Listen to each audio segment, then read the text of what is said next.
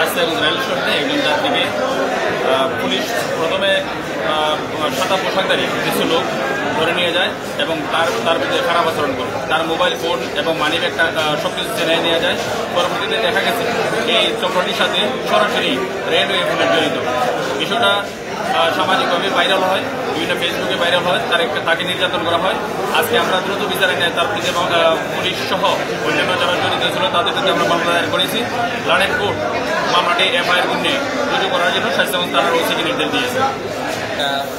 গত 19/8/2025 তারিখ বেলা অনুমান রাত 12টা 11টা 45 মিনিটের সময় শায়েস্তাগঞ্জ রেল স্টেশন।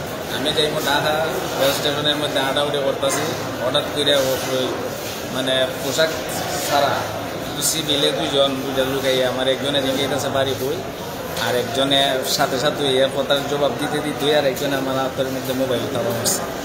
মারার পরে আমি মোবাইল ফুসকিতে আনছি, আনার পরে এরও ধরছি মানুষে ডাকতেছি, ভাই আমার মোবাইল নেগা সুর আপনারা আঁকবেন, কেউ আঁকবে না।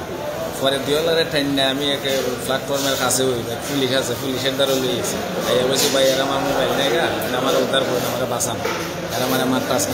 পরে সুরেও আমার মারে, পুলিশও আমার মারে। এরা সবাই 5-6 জনে মিললে আমার মাইরে নেয়া পুলিশ কাস্টডি কিনে ঢুকে নিচ্ছে। ঢুকাই রাখার পরে আমার পুলিশ হয়ে জানার পরেও এই যে ইনচার্জ সাজেদুল ইসলাম সোহাগ আমার মাথার মধ্যে 2টা কিল মারছে। মারার পরে আমার ফ্যামিলির মধ্যে নাম্বারে মোবাইলের লক খুললে কথা কইছে, লক খুলে দিয়েছে, ফ্যামিলির নাম্বারে কল লাগাই দিছে।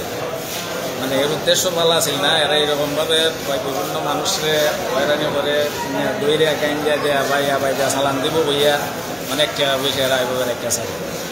তো এইটার লাগে আজকে মামলা করলাম, কি আদেশ আমি খুশি।